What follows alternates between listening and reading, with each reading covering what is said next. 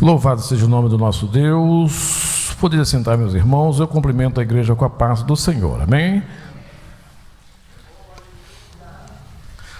É uma grande alegria, uma grande oportunidade que o Senhor nos concede de falar da santa e bendita palavra dele, da maravilha que ele deixou para nós, para que nós, conforme nossa esperança, possamos um dia encontrar com ele. Vou deixar aqui, não está com cara de que vai cair.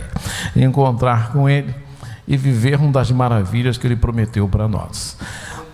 Nesse trimestre, meus irmãos, nós vimos como ser crente, como Deus quer que nós hajamos.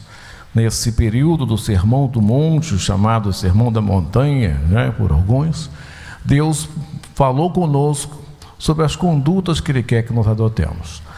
Já desde o Velho Testamento, muito na lei mosaica, muitas coisas são repetições da lei mosaica, o Senhor falava com o seu povo. E algumas coisas não eram bem compreendidas e com o tempo foram sendo modificadas segundo costumes. E Jesus veio dar explicação para nós de que justamente o legislador queria dizer. O que o Espírito Santo de Deus queria dizer quando ele inspirou Moisés, quando ele implementou aquelas outras coisas mais, para que o povo do Senhor praticasse. Observando a Bíblia, nós vemos que o próprio Moisés já previu que haveria reis no povo de Israel quando o governo era teocrático. Então, meus irmãos, Deus não perdeu o controle de nada.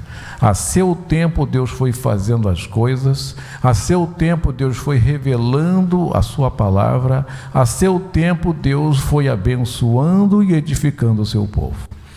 Então, conforme diz a nossa lição, eu vou pedir a ajuda de alguns universitários, quando nós precisamos, algumas leituras que não estão aqui, mas eu gostaria que os irmãos me ajudassem, principalmente, sobretudo, em Mateus, capítulo 25, a partir do versículo 31, onde nós falaremos, como pede o texto, do julgamento das nações, mas agora não, chegaremos lá depois. Vamos dividir, meus irmãos, aquilo que o livro do professor traz um pouquinho mais, que já orienta um pouco mais na visão dos irmãos. Aqui tem uma apresentação da lição, e nosso objetivo é explicar como se dará a condenação dos falsos seguidores de Jesus. No tópico 2, conscientizar sobre em quem estamos alicerçados. E 3, compreender que Jesus é a nossa verdadeira identidade.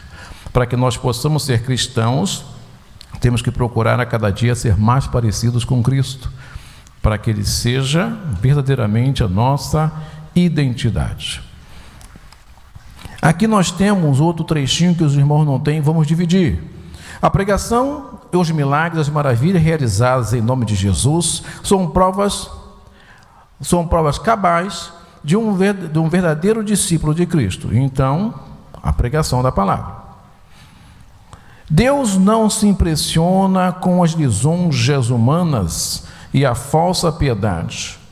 Nem todo o que diz Senhor, Senhor, veremos bastante, e gostaria que os irmãos já corrigissem depois, quando chegasse na ocasião aqui no tópico 1, logo de início, no primeiro subtítulo aqui, vamos falar lá, em Mateus 7, 21, 7, 21, tá? Vamos chegar daqui a pouco. Entrará no reino dos céus. Então, haverá condenação para os falsos seguidores, e nós temos que tomar atenção com relação a isso aí. Nós vimos, inclusive, um comentário num dos grupos, que um homem, até um irmão de Erle me mostrou, que o homem chegou na igreja pedindo oração, pedindo isso, aquilo, um político apresentado. Infelizmente, eu acredito que o pastor tenha confiado nele e ele tem agido de forma totalmente leviana. E se apresentou ali para a igreja, falando uma série de coisas, e todo mundo acreditou, até deve ter orado pelo homem. Num programa de televisão, ele falou: que crente nada, crente é tudo isso, crente é tudo aquilo, o pastor só quer saber de dinheiro, só quer não sei o que mais. Então muita gente se chega de um jeito para nós, mas o que está no coração é totalmente diferente. Já vemos pessoas dizendo que a verdadeira fé cristã nem de igreja precisaria, porque Jesus é um amor, é uma filosofia amorosa que não critica ninguém, não condena ninguém ou coisa do gênero. Então, muitas pessoas vão seguir essas visões, esses ensinamentos. Infelizmente, muitos sairão de nós, e muitos estão entre nós. Nós temos que tomar cuidado com relação às influências que essas pessoas exercem nas nossas vidas.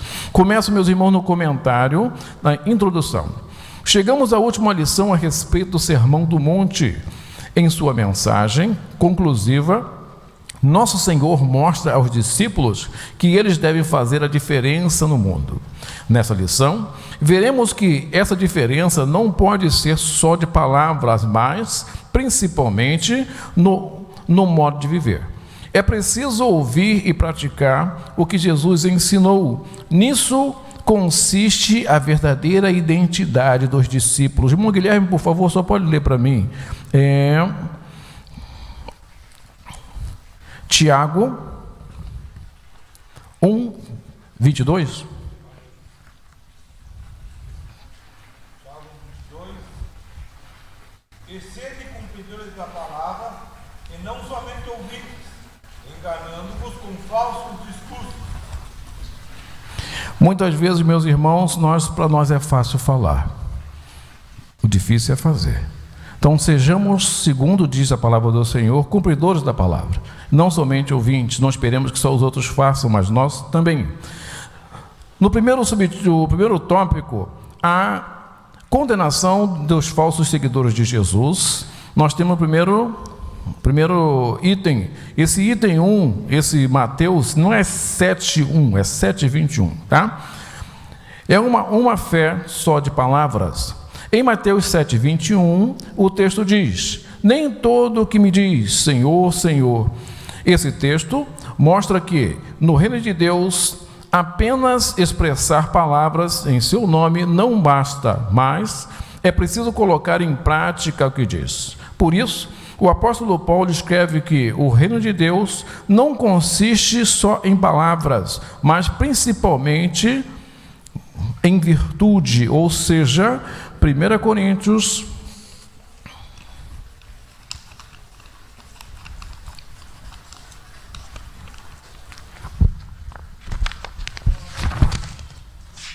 1 Coríntios 4:20 diz: porque o reino de Deus não consiste em palavras, mas em poder. O apóstolo João ensina que não devemos amar só de palavras, mas por obra e em virtude. 1 João 3,18 diz: filhinhos, não amemos de palavra nem de língua, mas por obras e em verdade. Então, nós devemos também praticar aquilo que nós dizemos.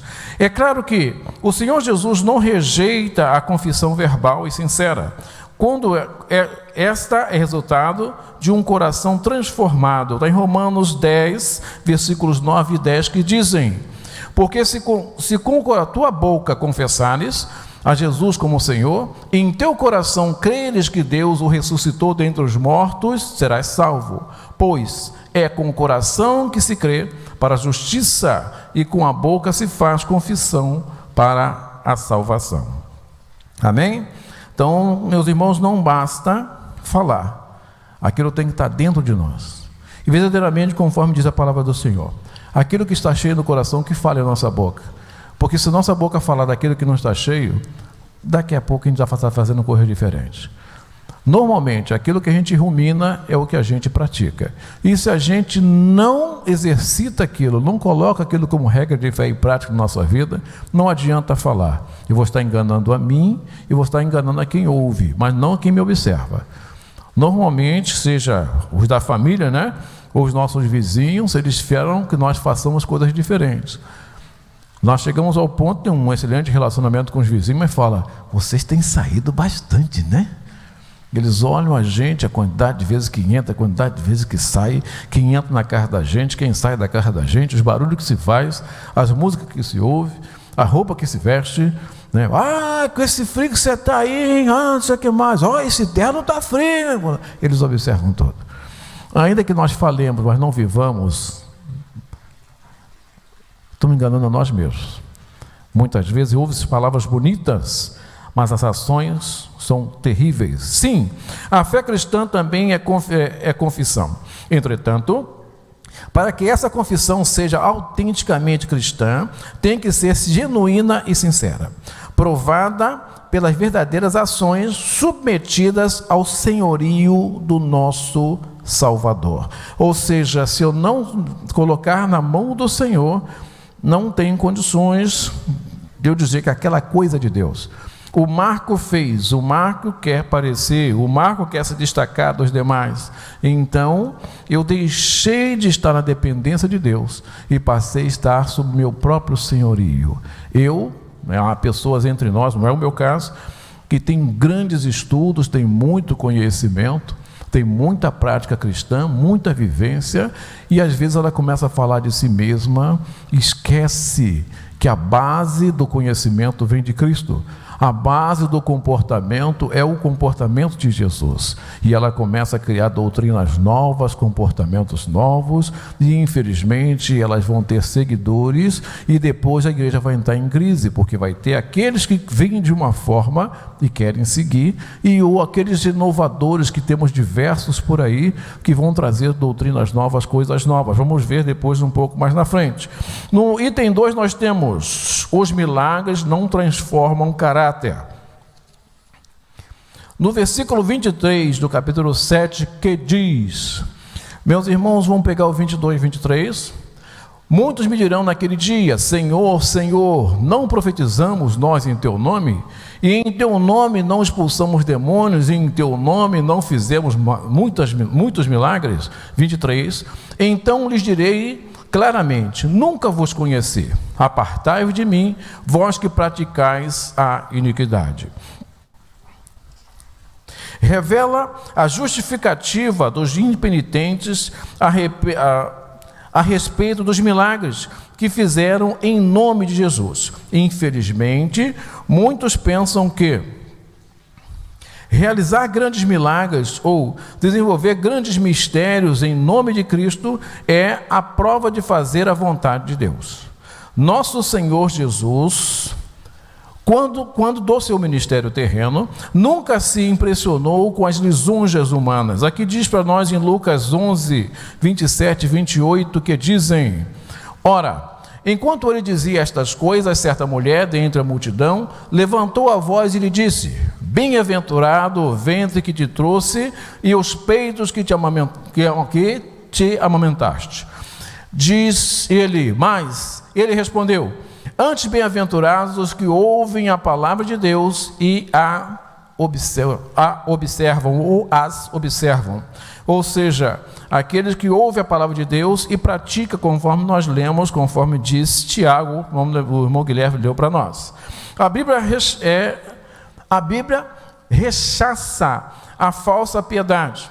Tiago 2,18, que nos diz, eu peguei 18 a 20, nos diz: mas dirá alguém: tu tens fé e eu tenho obras. Mostra-me a tua fé sem as obras, e eu te mostrarei a minha fé pelas minhas obras. 19. Crês tu que Deus é um só? Fazes bem. Os demônios também o creem e estremecem. Mas queres saber, ó homem sensato, que a fé sem obras é inútil? Ou seja, a fé sem as obras da fé é inútil. Não é aquela fé, aquela obra que o Marco vai sair fazendo, dando esmola para um, fazendo um favor para o outro. Isso fazendo em nome de Jesus.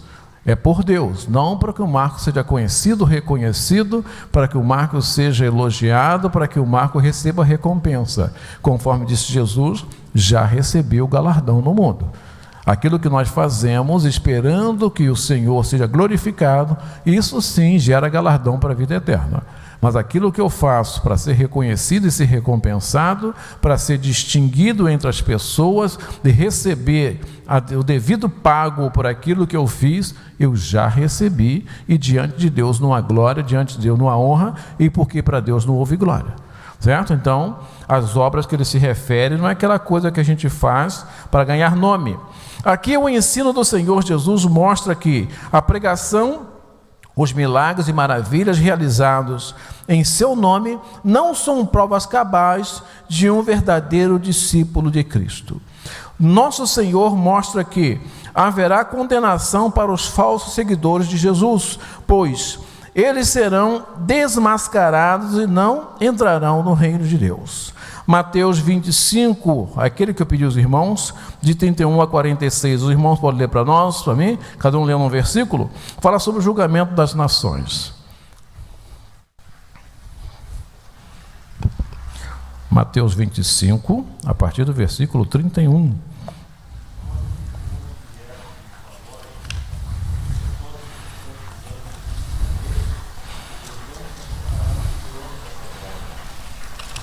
Todas as nações serão reunidas diante dele, e apartará uns dos outros, como o pastor aparta dos bodes as ovelhas.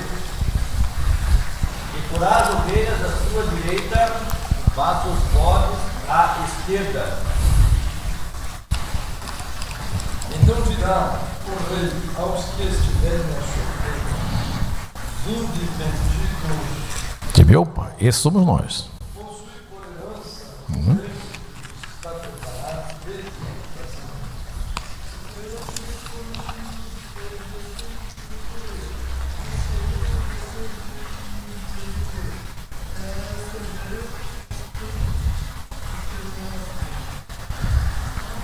Estava nu e me vestiste, enfermo e me visitaste, preso e foste ver-me. 37.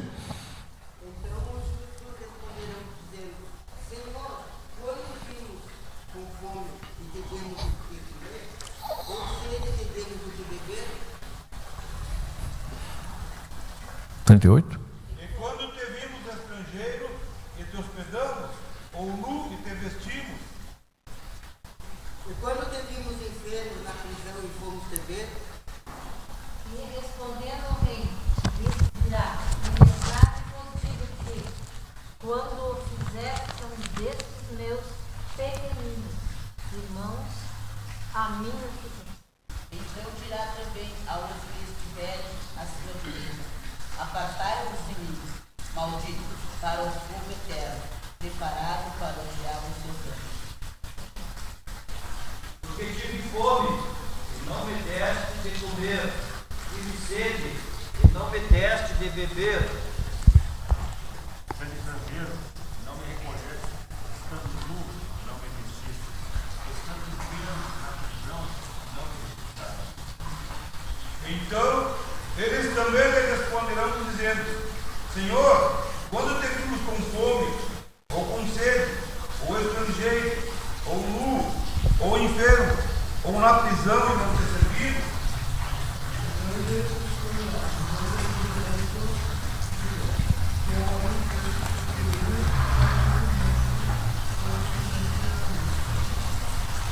E irão estes para o tormento eterno, mas os justos para a vida eterna. Amém. Diz aqui no livro do Apocalipse, capítulo 20, vamos a partir do versículo 12. Vi também os mortos, grandes e pequenos, postos em pé diante do trono. Então se abriram os livros, ainda outro livro, o livro da vida, foi aberto. E os mortos foram julgados segundo as suas obras, conforme o que se achava escrito nos livros. Deu o mar os mortos que neles estavam, a morte e o além entregaram os mortos que neles havia, e foram julgados um por um, segundo as suas obras. E então a morte e o inferno, conforme vimos ali, e então foram abertos os livros, e ali foram julgados segundo as suas obras. Tive fome e não me deste de comer, tive sede e não me deste de beber. Não é que o Marco seja bonzinho, sai fazendo isso por caridade, não, é em nome de Jesus. Porque a cada vez que eu der um valor a alguém, um alimento a alguém, uma coisa a alguém, eu tenho que dizer para ele: Jesus te ama. Ainda que você esteja passando por essa adversidade, nunca desanime, que Deus te ama. A vida não termina aqui. Eu não vou te prometer, como alguns prometem, eu não vou te prometer riqueza. Eu não vou falar que se for para a igreja agora, colocar o joelhinho no chão, Deus vai virar a sua vida financeira, mas Ele vai escrever o seu nome no livro da vida. Tive fome, deste de comer, mas me deste a palavra da vida, que alimentou a alma, além de cuidar do corpo. Quando eu cuido só do corpo, o Marco faz isso. Quando eu dou um alimento para a alma, o nome de Jesus foi glorificado. Então é nesse sentido que o Senhor fala, não é eu, por caridade humana, realizar uma obra, mas eu, por reconhecimento que eu sou pó da terra, eu abençoo com a palavra santa e bendita do Senhor aquele que precisa. Sejamos, pois, cuidadosos quanto aos movimentos que dão ênfase apenas a milagres e a maravilhas, mas não cuidam do desenvolvimento do caráter cristão. Gálatas 5, 22 e 24 nós conhecemos, não é isso? O fruto do Espírito? Então nós já conhecemos aqui, sabemos que ele fala sobre isso para nós.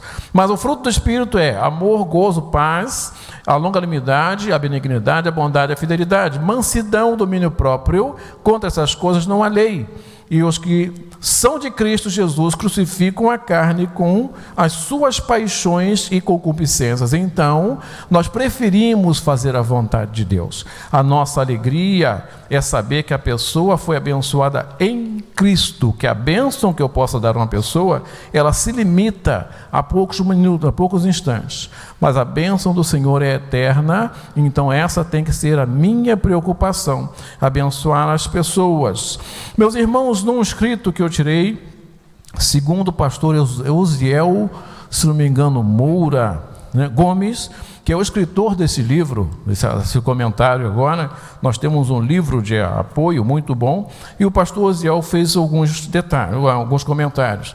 Essa condenação dos falsos seguidores, uma fé só de palavras. Os escribas e fariseus tinham uma crença verbalista, vamos ver um pouco na frente, pois eles falavam o que muitas vezes não viviam, pensando estarem agradando a Deus a si mesmo. Então eles faziam porque achavam que eles poderiam fazer e Deus não se oporia aos atos deles. Enganaram um grupo de demônios, sabiam que o Senhor Jesus era e é o Filho de Deus. Temiam, mas não obedeciam. Então por isso que diz, nem todo que diz Senhor, Senhor, ou ele perguntou, mas Senhor, não sabiam o que fazer. Os demônios sabiam que Jesus era Senhor, mas não obedeciam. Então é nesse sentido, nem todos que dizem Senhor, Senhor. Muitos não obedecem, muitos não seguem, muitos não querem saber. Até às vezes fazem, às vezes não, mas não dão prioridade à vontade de Deus, não dão prioridade àquilo que Deus quer que realmente que faça. Nós sabemos, pela ação do Espírito Santo, que Ele toca, Ele catuca o nosso coração, qual é a vontade de Deus para nós. A vida dos adoradores de Jesus não deve ver as Escrituras como um tipo de filosofia de vida, buscando viver para o Senhor, simplesmente por medo do castigo eterno, mas por reconhecerem que são pecadores e que precisam de um Salvador. Nós precisamos de Deus, eu não preciso só ir para o inferno, não. Eu preciso de um Salvador. Eu em mim mesmo não há beleza, salvação, não há coisa boa que eu possa apresentar a ninguém. Se fosse assim, uma criança pequena, aqueles que têm filhos, ou até alguns com netos já sabem disso, quando alguém pegasse alguma coisa dela, ela não daria uma unhada na pessoa, não é isso? Quantas crianças pegam no cabelo da outra e ficam sacudindo? Quem foi que ensinou aquilo ali? Será que não é como Jacó e Esaú ficavam brigando no ventre e alguém ensinou? Será que tem alguma tripa, alguma coisa no ventre que ensina? Não, é da natureza humana. Conforme disse Deus para Noé, a natureza do coração do homem é má, desde a meninice. O comportamento do homem por si só é mau. Nós precisamos de Cristo, por isso nós temos que pregar a Cristo, por isso que nós precisamos viver conforme Cristo. Se eu me distanciar, por mais conhecimento que eu acho que eu possa ter, eu vou me desviar. Não existe essa história de crente não precisar ir para a igreja como está tendo agora, não é isso? Já que a pandemia eu fiquei em casa, eu continuo ficando em casa. Vou assistir aqui alguma coisa de alguém e vou ficando em casa. Crente tem que participar com outro crente na igreja. Existem pessoas com um fervor carnal falando de Cristo sem experimentar o novo nascimento. Por isso, o apóstolo João diz no 1 João 4,1, amados, não creiais em todo espírito, mas provai se os espíritos vêm de Deus, porque muitos falsos profetas têm saído pelo mundo. Ele diz que nós temos 3 fontes para essas maravilhas que nós vemos: cura, algumas pregações fervorosas, algumas profecias ou coisa parecida. Ele aponta Deus como sendo uma fonte, aponta o diabo como sendo outra fonte, e aponta o próprio homem como sendo uma fonte. Aponta Deus como sendo fonte, quando o profeta Eliseu, naquela situação do 2 Reis 6,12, quando o rei falou, quem está contando para o rei de Israel o que estão fazendo aqui? Ele falou, não, Lá tem um homem chamado Eliseu, o que o senhor fala aqui, ele ouve lá. Isso foi Deus. Era Deus que falava: rei, não põe a sua tropa ali, presta atenção, vai vir alguém por aquele caminho ali. Era Deus que fazia isso. O inimigo, nós podemos citar Balaão. Inclusive temos Apocalipse falando isso aí, amou o dinheiro. E temos também aquela moça que o apóstolo Paulo, em Atos 16, que ela falava: esses homens são filhos de Deus, esses homens são discípulos do Deus Altíssimo. Ela falava falando a verdade, porém não pelo Espírito de Deus, era pelo Espírito dos demônios. Então ele também faz maravilhas, e muitos entram por isso. Me dá uma profecia. Deus agora é caixinha de consulta? Quantas vezes, meus irmãos, nós vamos tirar daqui, a profecia. Quantas vezes alguém prega e fala: puxa, errei. Eu vi certa vez o irmão Alberi falando coisa parecida. Vou falar: acertei, né? Fui orientado, e assim segue. Então, meus irmãos, aqui muitas vezes sai para nós a profecia. E do homem, ainda que a pessoa seja correta, às vezes ela fala dela. Lembra do profeta Natã? Certa vez eu conversei com o pastor Carrazone, até falando sobre isso. Ele é muito amigo de Davi. Davi queria construir um templo. Ele falou: não, o senhor vai construir um templo. Deus falou: volta lá, vai lá e fala para ele que eu não te disse isso, eu não te falei isso, ele não vai construir templo. Então, a vida do próprio homem, não se guiem por isso. Muitas vezes a presença de Deus não está nisso, e o crente se guia nesse tipo de coisa, e depois vai falar: Deus falou comigo. Mas que Deus? Qual foi o Deus? Tem profecia que é contra a Bíblia. Se a pessoa for examinar a vida da outra, falar: opa, eu não correspondo a isso, porque eu ando em caminhos diferentes desse, ou as pessoas envolvidas não são conforme a vontade de Deus, eu sei, ou não se encaixam. A profecia tem que caber aqui. Se ela não couber na Bíblia, e ainda que caiba, é para mim? Houve um pastor que falou para mim, e ele está pastoreando, não é isso, André? Não é, Beatriz? Se eu não fosse transferido, que eu seria nomeado, não fui, não sei porquê, só porque Deus não deixou, ou permitiu que acontecesse assim, ele entregaria o pastorado dele de 40 anos. Já faz uns 3 anos, 4. Não, a gente estava aqui com 5 anos. A gente quer ficar 2 anos aqui. E ele continuou na igreja. Falou de si. Quem sabe foi o inimigo que tentou, para enfraquecer o meu coração. Que eu teria direito a uma nomeação e foi tirado de mim, que se eu procurasse justiça eu conseguiria, mas eu preferia a justiça de Deus. E não reclamei diante de Deus com relação àquela pessoa, porque eu acho que é muito complicado quando a gente faz isso. Então é mais fácil a gente dar umas 10 voltas em torno da gente mesmo e deixar como está, que eu não vou querer o resultado da mão de Deus na vida dele. Fiquei zangado, fui roubado, mas o homem está pastoreando. Então a vida da pessoa fala de si, meus irmãos. Não entrem nessa história desses que nós vemos por aí falando coisas que não são de Deus. 3, fazendo a vontade de Deus. O verdadeiro discípulo de Cristo é o que vive em total obediência a Deus, fazendo sua vontade. Mas aquele que faz a vontade de meu Pai que está nos céus. Mateus 7:21 nós já lemos.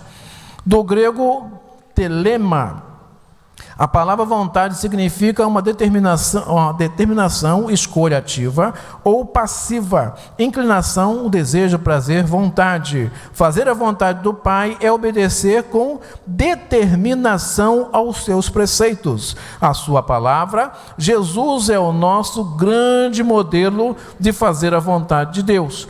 Ele fez isso em todo o tempo, sempre obediente. Lembremos do Getsemane.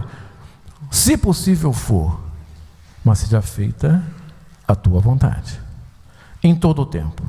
Conforme diz em Filipenses 2, submeteu até a morte, morte de cruz. Obediente, reverente ao Senhor.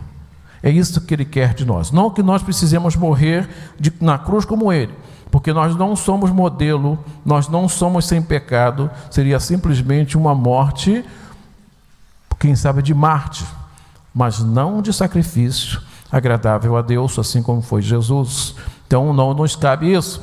Essa é também uma condição que Deus nos exige para entrar em seu reino. Nesse sentido, todos quantos todos quantos querem fazer a vontade de Deus, procuram fugir do pecado. Essa é a nossa grande luta. Nós lemos aqui Gálatas 5:22, não é isso? Então nós leamos também Gálatas 5:19, 20, eles vão dar ali 21, vão dar ali uma situação que é carnal. É essa que nós temos que fugir. As armas do inimigo são carnais. Eles vão querer me chamar a atenção para minha fome, como chamou Jesus, para a ganância de poder, como quis chamar a atenção de Jesus, para tentar a Deus de alguma forma, como chamou a atenção de Jesus e chamou a atenção de Adão, e eles caíram.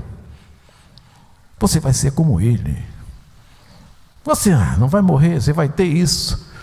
Jesus resistiu com a palavra. Adão poderia ter resistido com a palavra. Adão tinha que falar: não foi isso que Deus falou. Deus falou que eu não posso comer. Se eu não vou comer, eu não vou tocar. Se eu não vou tocar, eu não vou chegar perto, porque eu não quero cheirar. Pode ser que eu seja tentado, eu não quero ser tentado. Não me deixeis cair em tentação. Mas ele preferiu ser igual a Deus. É isso que Deus fala para nós. Nós devemos fugir desse tipo de paixão, de pecado. Por isso devemos orar a Deus assim: seja feita a tua vontade. Mateus 6,10. Vamos ler aqui só Mateus 6,10. Não vamos parar muito para não perdermos o horário. Mateus 6,10. Venha o teu reino, seja feita a tua vontade, assim na terra como no céu. Ele aponta para mim, para nós, 26,39. E, adiantando-se um pouco, prostrou-se com o rosto em terra e orou, dizendo: meu Pai, se for possível, passe de mim este cálice, todavia seja feita não seja feito como eu quero, mas como tu queres, a vontade de Deus. É isso que é difícil para nós. Ainda que nós saibamos qual seja ela, nós obedecemos à vontade de Deus. E a vontade do Pai, que o Espírito Santo produz o verdadeiro caráter de Cristo em nós. Portanto, oremos como salmista: ensina-me a fazer a tua vontade, pois tu és o meu Deus. Guia-me o teu bom espírito por terreno plano. Está no Salmo 143, 10 é o próprio versículo, não é isso? Com isso terminamos o primeiro tópico, e a sinopse dele é: os falsos seguidores de Jesus serão condenados. Nada ficará impune, serão condenados. Muitos acham que não haverá julgamento, não haverá castigo, mas haverá. Tem um auxílio bibliográfico aqui, bibliológico: julgamento divino. Os discípulos serão julgados pelo que dizem ou pelas maravilhas que fazem, os discípulos não serão julgados pelo que dizem ou pelas maravilhas que fazem, mas pelo caráter vivenciado deste mundo. Jesus sustenta que misericórdia dada será recebida com misericórdia. Isso nunca pode ser simples obra de justiça, uma vez que os verdadeiros crentes sabem o quão desesperadamente eles carecem da misericórdia, a misericórdia de Deus. Mateus quer que o título Senhor, Kyrios, seja mais que um título de respeito, visto que ele está escrevendo depois da ressurreição de Jesus, e que Jesus assume a prerrogativa divina de juiz no tempo do fim. Expressão naquele dia refere-se ao dia do julgamento. Repare também na característica de Mateus, reino dos céus. Este governo de Deus requer atos de misericórdia como sinal de que a misericórdia de Deus foi recebida no coração, pois o seu reino de misericórdia visa dar perdão jurídico, bem como transformar a natureza, disposição e caráter do recipiente ou da pessoa que recebe. Se não houver transformação de caráter, o perdão de Deus não chegou a nós.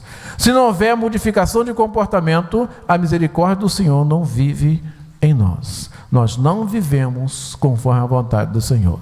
Não se pode dizer que eu sou de Deus se eu não pratico as coisas que Deus quer que eu faça. Com dificuldade eu vou fazendo, errei, peço perdão e prossigo. Porque a pessoa que caiu, não é isso? É de fé em fé. Hoje eu tropeço, Deus me abençoa, um irmão ora por mim, me ajuda a levantar e eu vou prosseguindo.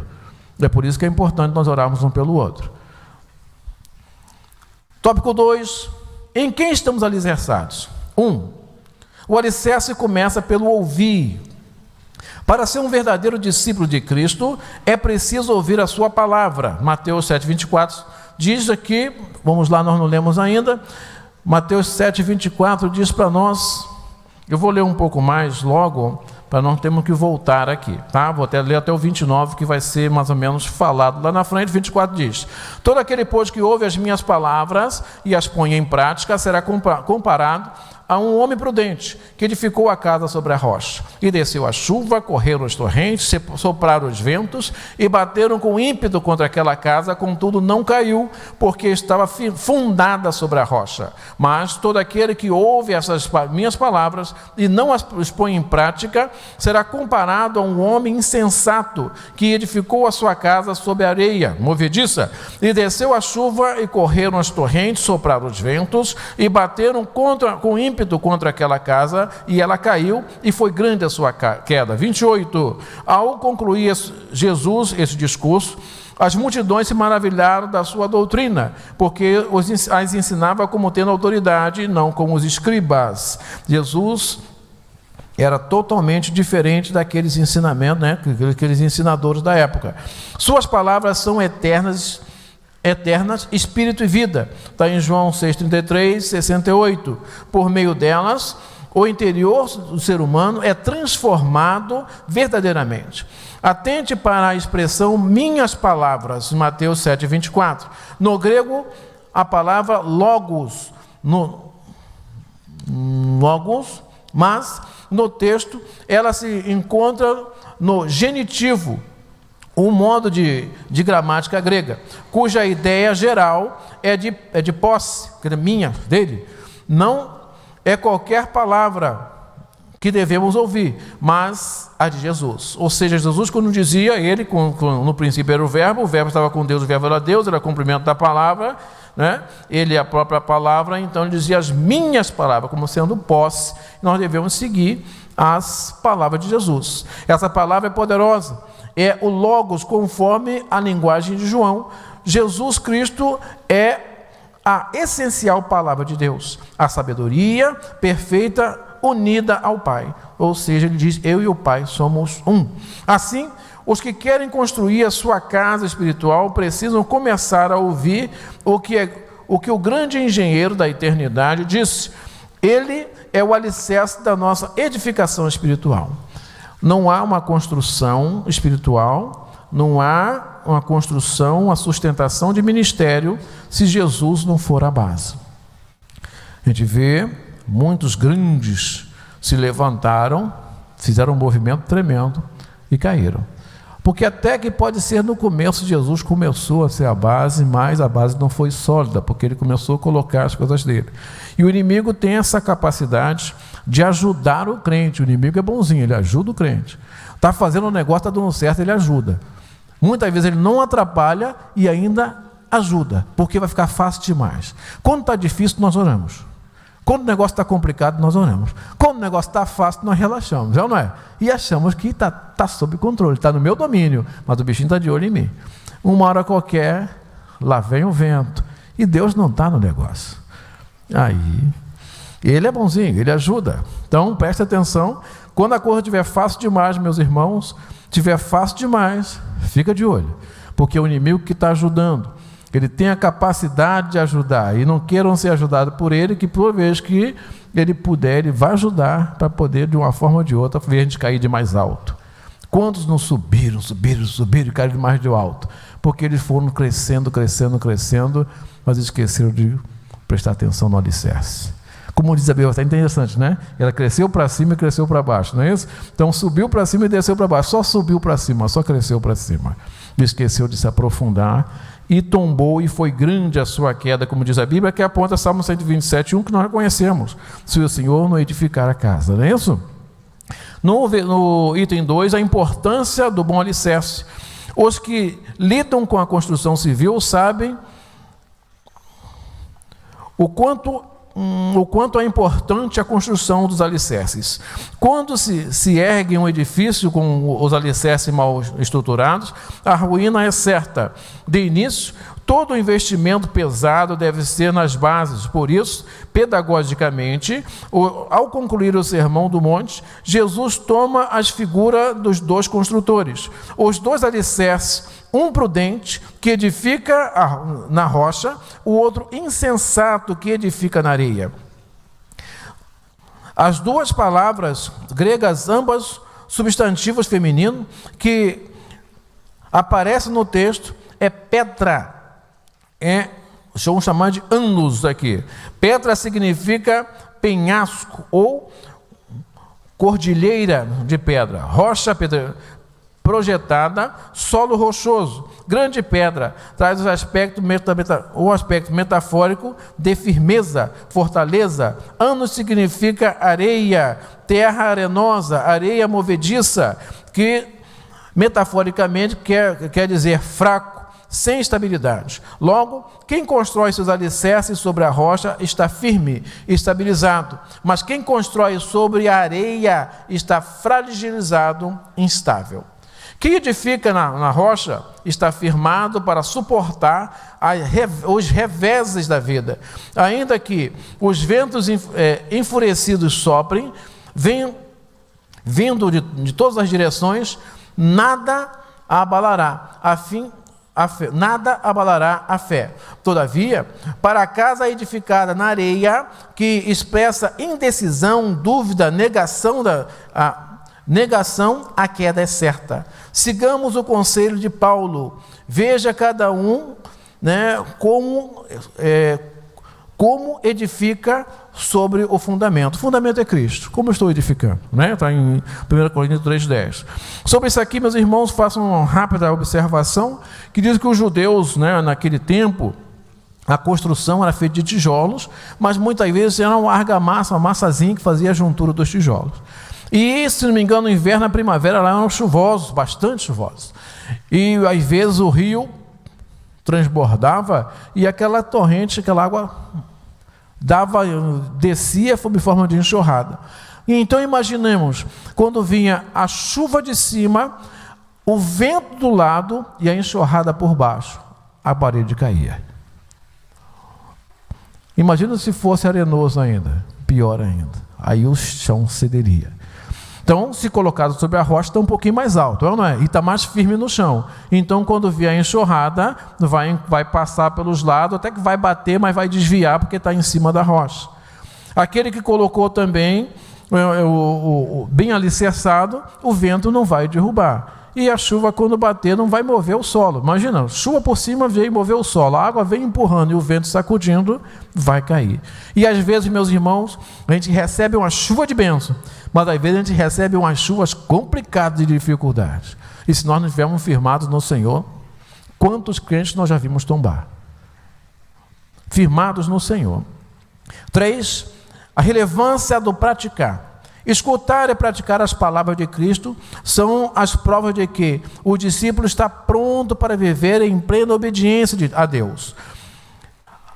Ao que ouve e pratica, Mateus 7, 24, 26, nós já lemos. O Senhor Jesus o chamou de construtor prudente, do grego pronimos, que aparece como adjetivo e quer dizer inteligente, sábio, pois a pessoa prudente não fundamentou a sua vida nos efêmeros postulados humanos, mas na grande rocha eterna, o Senhor Jesus. Ou seja, na fama, nas possibilidades humanas, coisas passageiras, coisas lucrativas, que dão glória diante do homem, mas não dão honra diante do Pai. Já o segundo construtor é descrito como insensato, pois ouve, mas não pratica os ensinos do mestre. Aqui, do grego moros, aparece como adjetivo tolo, ímpio, incrédulo, movido pelo motivo pelo qual os que são assim não atentam para as palavras de Jesus. Assim, percebemos dois tipos de pessoas nessa ação bíblica em estudo: o prudente e o insensato. O prudente procura agir corretamente de acordo com o que ouviu. O insensato ouve, mas despreza o ensino de Cristo. Não o põe em prática. Com que tipo de pessoa do sermão, do monte, você mais identifica? Sobre qual fundamento você tem edificado? Na rocha ou na areia? Aqui ele nos faz pensar, dar uma olhadinha sobre aquilo que verdadeiramente nós temos apresentado diante de Deus. Na sinopse do 2 diz: devemos estar alicerçados sobre a rocha, que é Jesus Cristo. No 3, Jesus, a nossa verdadeira identidade. Jesus, nosso maior pregador.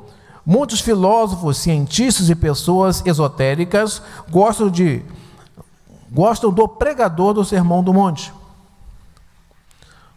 Os não religiosos veem Jesus como um ser iluminado, um grande mestre que não prega dogmas, não exige moralismo dos seres humanos, mas apenas ensina o amor, as boas virtudes, a moral.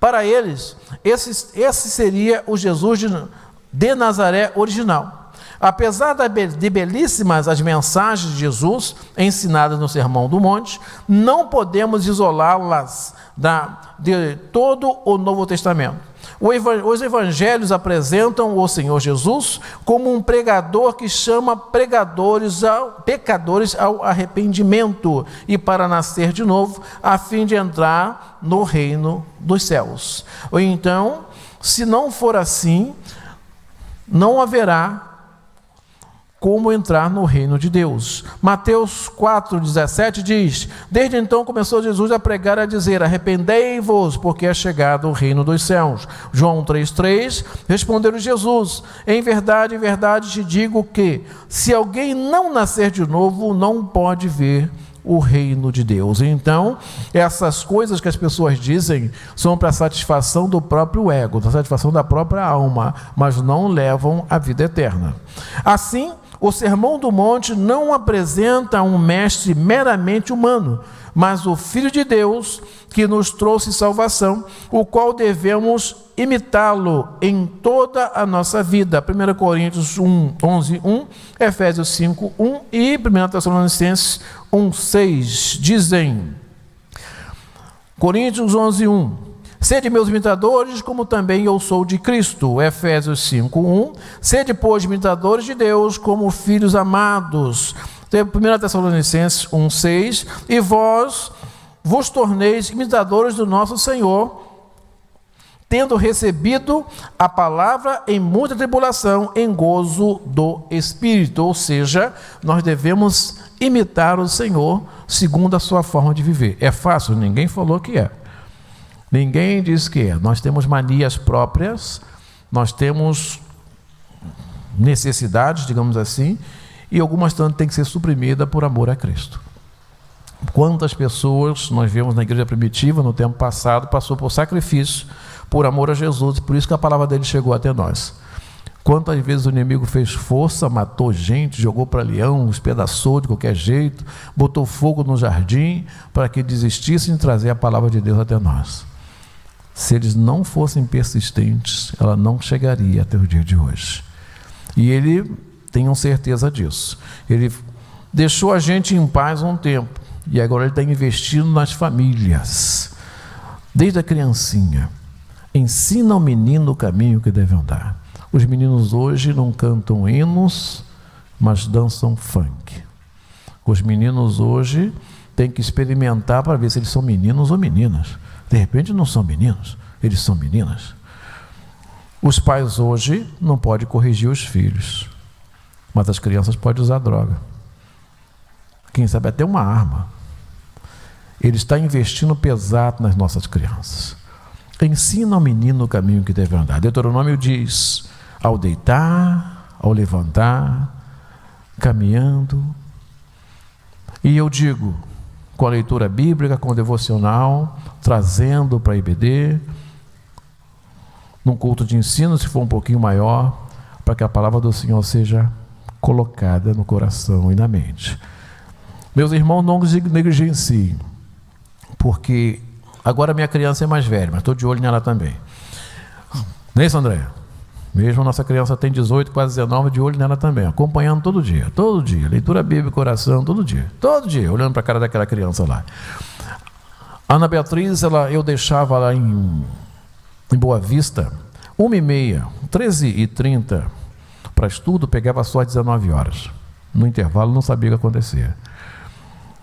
Aqui, eu deixava aqui no Lauro Vicunha, às vezes 13 horas, né, começava ali, e ia pegar só 5 alguma coisa, não sabia o que acontecia. Então, eles passam 5 ou mais horas sob a orientação dos outros. Teve um professor que, às vezes, acendeu um incenso para disfarçar um cheiro, eu fui perguntar por quê.